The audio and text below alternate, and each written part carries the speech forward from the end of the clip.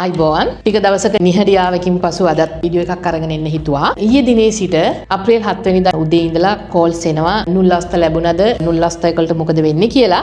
මොකද ගොඩක් අය බලාපොරොත්තුෙන් හිටියා 2022 23 අවුරුද්දේ නුල්ලස්ත ලැබුණා වගේ මේවරත් ඔවුනට සහ අපිට නුල්ලස්ත ලැබේවි කියලා. ඉතින් අපි ඒ විදිහට බලාගෙන හිටියට අපිට ඊයේ දවසේ නම් ගොඩක් නුල්ලස්ත අපේ ලවරු ඩොමෙස්ටික් සහ ලවරු සුබෝර්ඩිනාතෝ නුල්ලස්ත ප්‍රෙස් ටුටෝරියා කාණ්ඩේ යටතේ පරීක්ෂණ මට්ටමේ තිබුණත් අපිට ඊයේ දිනේදී නුල්ලස්ත ලැබුණේ ඉතාමත්ම ස්වල්පයයි. ඉතින් මගෙන් අහලා තිබුණු අයට කියන්න ඕන. ඉතින් ගොඩක් ප්‍රෙෆෙක්තුරා ආයතන අපි විවිධ ප්‍රෙෆෙක්තුරා ආයතන වලටම වෙරෝනා සිට අයදුම් කළත් ඊයේ දිනේදී අපිට නුල්ලස්ත ලැබුණේ නැහැ. ඒකට හේතුව තමයි ඔවුන් තාමත් නුල්ලස්ත පරීක්ෂණ මට්ටමේ තියෙනවා කියන එක තමයි අද උදෑසන මා ප්‍රෙෆෙක්තුරා ආයතනයේ සම්බන්ධ කරගන්න කොටත් ඒගොල්ලෝ දැනුම් දුන්නේ. ඔබගේ අයදුම්පත නිකුත් කරපු ස්පීඩ් එක හරහා ලොග් වෙලා බලනකොට ප්‍රෙස් ටුටෝරියා කියලා සටහන් වෙලා තියෙනවා නම් ඔබගේ අයදුම්පත අනිවාර්යයෙන්ම තේරිලා තියෙන්නේ. නමුත් ඔවුන් මේ අයදුම්පත පරීක්ෂාවට ලක් කරලා තියෙනවා. මම කලින් වීඩියෝ වල සඳහන් කරා වගේ මොකද දතෝරිදි ලවෝරෝ මේ ආයතනයේට අවසාන අවුරුදු 3 කොපමණ නුල්ලස්ත ප්‍රමාණයක් අයදුම් කරලා තියෙනවද?